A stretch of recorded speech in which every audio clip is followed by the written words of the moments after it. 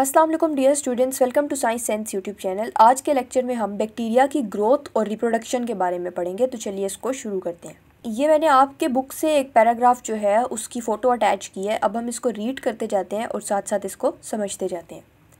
तो बेटा, bacterial growth refers commonly to increase in the number of bacterial cells. Bacterial growth का मतलब होता है कि बैक्टीरियल सेल्स का नंबर इंक्रीज़ हो जाना। Bacteria increase in number by an asexual mean of reproduction called binary fission. अब bacteria जो है वो एसेक्सुअल रिप्रोडक्शन करता है और उसके ज़रिए से अपने सेल्स को इंक्रीज़ करता है, और इस एसेक्सुअल मेथड को हम कहते हैं बाइनरी फिशन। आप बाइनरी फिशन के बारे में पहले पढ़ चुके हैं। अगर आपको नहीं याद तो मैं आपको दोबारा से याद करवा देती हूँ। बाइनरी फिशन बेसिकली किसी भी चीज़ का दो में डिवाइड होने को बाइनरी फिशन कहते हैं। बाय का मतलब ही दो होता है। ऐसे कोई ऑर्गेनिज्म होता है, उसको बीच से दो में डिवाइड करते हैं और फिर हमारे पास रिजल्ट में दो ऑर्गेनिजम्स बन जाते हैं, और फिर बाद में जब वो मेच्योर हो जाते हैं तो उनको फिर से बीच से डिवाइड करके दो और बन जाते हैं। तो ये प्रोसेस जो होता है ये बाइनरी फिशन का होता है, और बैक्टीरिया जो है वो अपना ग्रोथ बाइनरी फिशन के ज़रिए से करती है। In binary fission, parent cell enlarges, its chromosome duplicates and plasma membrane pinches itwards at the center of the cell। यानी कि ये कहा जा रहा है कि जब बैक्टीरिया का कोई सेल होता है उसका साइज़ बड़ा हो जाता है। पेरेंट सेल एनलार्जेस, यहाँ पे जैसे मैंने ये बनाया इसका साइज़ मैंने बड़ा कर दिया। स्टार्टिंग में बैक्टीरियल सेल इस तरह के साइज़ के होते हैं, और जब वो मेच्योर हो जाते हैं तो वो इस साइज़ के हो जाते हैं, एनलार्ज हो जाते हैं। उसके बाद उनके अंदर क्रोमोज़ोम मौजूद होता है। क्रोमोज़ोम का नंबर डबल हो जाता है, और डबल होने के बाद क्या होगा कि जो प्लाज्मा मेम्ब्रेन होती है ना, जो ये रेड कलर में आपको नज़र आ रही है, ये अंदर की तरफ पिंच होना शुरू हो जाएगी। मैं आपको ड्रॉ करके दिखाती हूँ किस तरीके से। ये देखें, ये है हमारे पास एक इनलार्ज सेल, ठीक है। इसके अंदर अगर ये एक क्रोमोसोम था ना, तो अब हमारे पास डुप्लीकेट होके दो हो जाएंगे। उसके बाद क्या होगा कि ये प्लाज्मा मेम्ब्रेन है ना, ये अंदर की तरफ इस तरह से पिंच होना शुरू हो जाएगी, और रिज़ल्ट में हमारे पास कुछ इस किस्म का, सॉरी ऐसा नहीं, कुछ इस किस्म का स्ट्रक्चर बनेगा। और इसके बाद वाली स्टेज के अंदर हमारे पास दोनों अलग अलग हो जाएंगे। तो बेसिकली ये मैकेनिज्म होता है पूरा बाइनरी फिशन का, जिस तरह आपकी बुक ने बताया है कि parent cell enlarges, chromosome duplicates, plasma membrane pinches inward, when nuclear material has been evenly distributed the cell wall grows inward to separate into the two. यानी कि जब न्यूक्लियर मटेरियल यानी कि जो क्रोमोसोम्स मैंने बनाए हैं ये जब अच्छे तरीके से डिवाइड हो जाते हैं ना, तो फिर जो सेल वॉल होती है वो भी अंदर की तरफ पुश होना शुरू हो जाती है, और रिजल्ट में हमारे पास दो सेल्स बन जाते हैं। This sequence is repeated at intervals by each new daughter cell which in turns increases the population of the cell. यानी कि एक सेल डिवाइड होता है तो हमारे पास दो डॉटर सेल आते हैं, फिर वो डॉटर सेल आगे से यही प्रोसेस रिपीट करते हैं और बदले में दो और डॉटर सेल आते हैं, और इसी तरीके से ये प्रोसेस चलता रहता है। यानी कि एक सेल डिवाइड होगा, फिर उसकी जनरेशन आएगी, फिर वो जनरेशन जो है वो डिवाइड होगी, फिर उनकी जनरेशन आएगी। तो इस तरीके से इनकी पॉपुलेशन इंक्रीज़ होती रहती है। Once the division is complete, bacteria grow and develop their unique features. एक दफ़ा जब डिवीजन पूरी हो जाती है उसके बाद जो बैक्टीरिया बने होते हैं ना हमारे पास, वो ग्रो करते हैं, उनका साइज़ बड़ा होता है, उनके अंदर डिफरेंट फीचर्स आते हैं, और फिर वो एक फुली ग्रोन बैक्टीरियल सेल बन जाता है। The interval of time until the completion of next division is known as generation time। अब जो ये सारी प्रोसेस के बीच में टाइम होता है ना, इस टाइम को हम कहते हैं जनरेशन टाइम, जिसके अंदर ये एक सेल जो है वो डिवाइड होकर दो में जाता है, और उसके बाद वो जो दो सेल्स बने होते हैं वो मेच्योर होते हैं, उनके अंदर सारे फीचर्स आते हैं, उनके अंदर सारे ऑर्गेनेलीज आते हैं।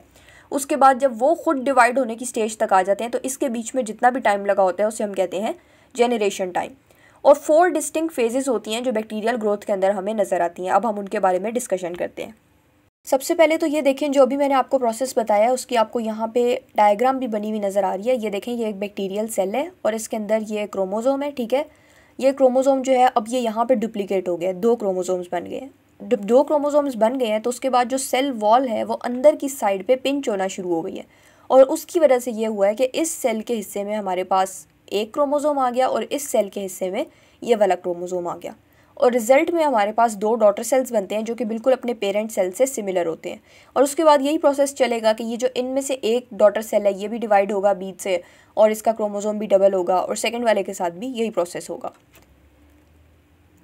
उसके बाद बेटा हमें ना 4 फेजेस दिखाई जाती हैं। बैक्टीरियल ग्रोथ की 4 फेजेस होती हैं। इन चारों फेजेस के अकॉर्डिंग बैक्टीरिया की ग्रोथ कैसे होती है वो अब हम पढ़ते हैं। सबसे पहले फेज़ आ जाती है lag phase. It is the phase of no growth. Lag phase के अंदर बैक्टीरिया ग्रो नहीं करता, वो अपने आप को प्रिपेयर करता है डिवीज़न के लिए, ठीक है। इस फेज़ के अंदर बैक्टीरिया ने ग्रो नहीं करना, सिर्फ अपने आप को प्रिपेयर करना है। फिर आ जाती है लॉग फेज़। इस फेज़ के अंदर बैक्टीरिया स्पीड से ग्रोथ करेगा। रैपिड का मतलब होता है स्पीड से। लॉग फेज़ के अंदर बैक्टीरिया स्पीड से ग्रो करेगा। Bacteria divide at exponential rate. Divide का मतलब क्या होता है, जो हमने पीछे पढ़ा है ना, जैसे बाइनरी फिशन के अंदर 2 में डिवाइड हो रहा था, तो डिवीजन का प्रोसेस या सेल रेप्लिकेशन का प्रोसेस या रिप्रोडक्शन का प्रोसेस, ये सारी चीज़ें एक ही होती हैं। तो लॉग फेज़ के अंदर क्या होगा कि फुल स्पीड से बैक्टीरिया ग्रोथ कर रहा होगा और वो फुल स्पीड से डिवाइड कर रहे होंगे। उसके बाद बेटा हमारे पास आ जाती है स्टेशनरी फेज़। स्टेशनरी फेज़ के अंदर bacterial death rate is equal to the bacterial rate of reproduction and multiplication, यानी कि जितने नए बैक्टीरिया बन रहे होंगे उतने ही बैक्टीरिया जो हैं वो उनकी डेथ भी हो रही होगी। और लास्ट पे हमारे पास आ जाती है डेथ या डिक्लाइन फेज़, और उसके अंदर हमारे पास सारे बैक्टीरिया जो हैं वो मरना शुरू हो जाते हैं। और इधर क्या होता है कि रिप्रोडक्शन रेट से ज़्यादा हमारे पास डेथ रेट होता है। अच्छा बेटा, ये जो चारों फेजेस है ना, इनको समझने के लिए मैं आपको एक ग्राफ बना के दिखाती हूँ, और उस ग्राफ के ज़रिए से आपको बहुत आसानी से याद हो जाएगा कि किस तरीके से ये फेजेस होती हैं। सबसे पहले अगर हम लैग फेज़ की बात करें ना, तो ये इस पॉइंट पे हमारे पास लैग फेज़ है। इस पर कोई ग्रोथ नहीं हो रही और बैक्टीरिया सिर्फ और सिर्फ खुद को प्रिपेयर कर रहा है। फिर हमारे पास लॉग फेज़ आ जाती थी, जिसके ऊपर रैपिड ग्रोथ होती थी। अब क्योंकि बहुत ज़्यादा ग्रोथ हो रही है तो मैं ग्राफ को ऊपर ले जाऊँगी।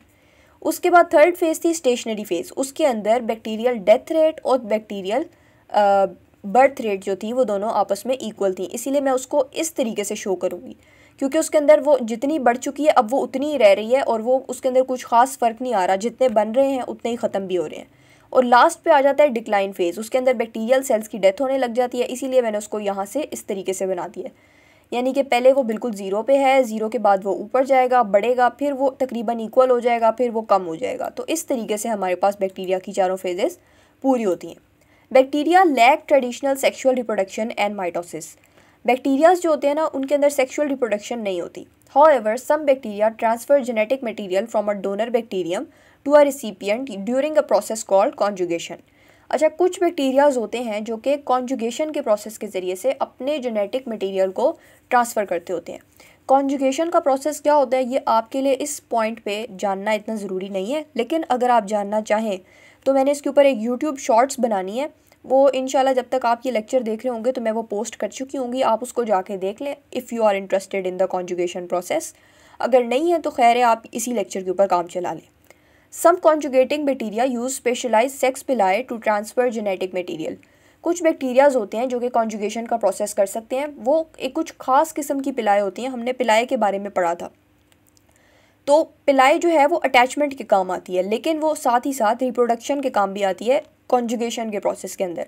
सेक्स पिलाई के ज़रिए से दो सेल्स को आपस में ज्वाइन किया जाता है और सेक्स पिलाई जेनेटिक मटेरियल को ट्रांसफ़र करता होता है। Conjugation produces new genetic combinations that may allow resulting bacteria to survive under great variety of conditions. Conjugation की मदद से फ़ायदा क्या होता है कि बैक्टीरिया के अंदर नई जेनेटिक कॉम्बिनेशंस आती हैं, बैक्टीरिया ज़्यादा एडवांस्ड हो जाता है।